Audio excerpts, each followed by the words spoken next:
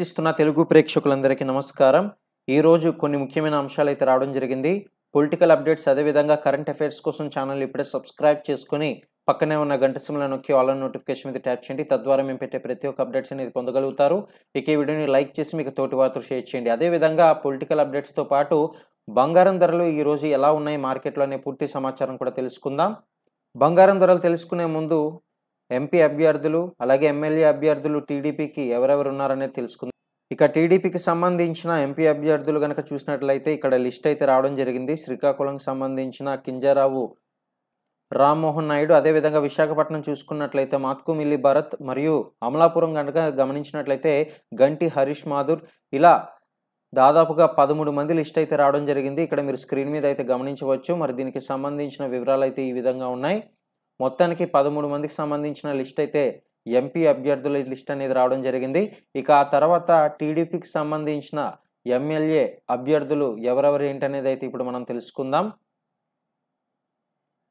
ఇక TDP MLA అభ్యర్థులు ఎవరైనా గమనించినట్లయితే కనుక పలస గౌతు శిరీష, అదేవిధంగా పాతపట్నం మామిడి గోవిందరావు, శ్రీకాకుళం గుండు శంకర్, ఇక శృంగవరపుకోట చూసుకున్నట్లయితే కోళ్ళ లలిత కుమారి. ఇక దీనికి సంబంధించిన లిస్ట్ అయితే దాదాపు 11 మంది అయితే రావడం జరిగింది. మరి ఇక్కడ గమనించవచ్చు మీరు.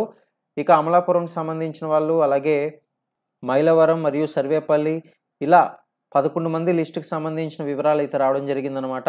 ఇక ప్రస్తుతం 3వ విడత అయితే కన్ఫర్మ్ అయిపోయింది. ఇక మాజీ మంత్రి సీనియర్ నేత దేవినేని ఉమా మహేశ్వరరావుకు టీడీపీ అధిష్టానం షాక్ ఇచ్చింది.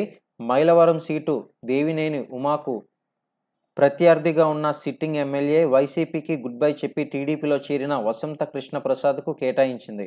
అయితే గత ఎన్నికల్లో వసంత కృష్ణ ప్రసాద్ చేతిలో దేవినేని ఉమా ఓటమి పాలయ్యారు. దీంతో ఈసారి ఎన్నికల్లో దేవినేనికి టీడీపీ అధిష్టానం టికెట్ ఇవ్వకుండా పక్కన పెట్టేటట్లుగా అయితే తెలుస్తుంది. చూశారు కదండి. మొత్తానికైతే ఈ యొక్క ఉమా గారికి అయితే టీడీపీ షాక్ ఇచ్చిందని చెప్పుకోవాలి. టికెట్ ఇవ్వకుండా పక్కన పెట్టినట్లయితే తెలుస్తుంది. ఇక బంగారం మరియు వెండి ధరలు కనుక ఇప్పుడు మార్కెట్లో చూసుకున్నట్లయితే ప్రస్తుతం దేశంలో బంగారం వెండి ధరలు నిన్నటితో పోలిస్తే ఇవాళ భారీగా అయితే తగ్గాయి.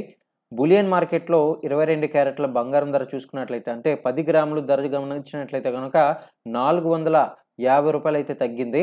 మరి దీంతో రేట్ ఇప్పుడు గమనించినట్లయితే 61,350 రూపాయలకి అయితే చేరింది.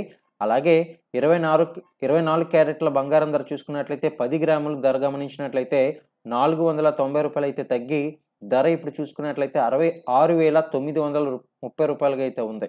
చూశారు కదండి. మరి అదేవిధంగా కిలో వెండి ధర గమనించినట్లయితే 2,000 రూపాయలు అయితే తగ్గి 79,500 రూపాయలుగా అయితే ఉంది. కాగా తెలుగు రాష్ట్రాల్లో ఇవే ధరలు అయితే అమల్లోకి అయితే ఉన్నాయి. మరి ప్రస్తుతం బంగారం వెండి ధరలు అయితే గమనించారు కదా. మరి వచ్చే ప్రతి ఒక్క లేటెస్ట్ అప్డేట్స్ అనేది సబ్స్క్రైబ్ చేసుకుని డైలీ ఫాలో అవ్వండి. Thank you.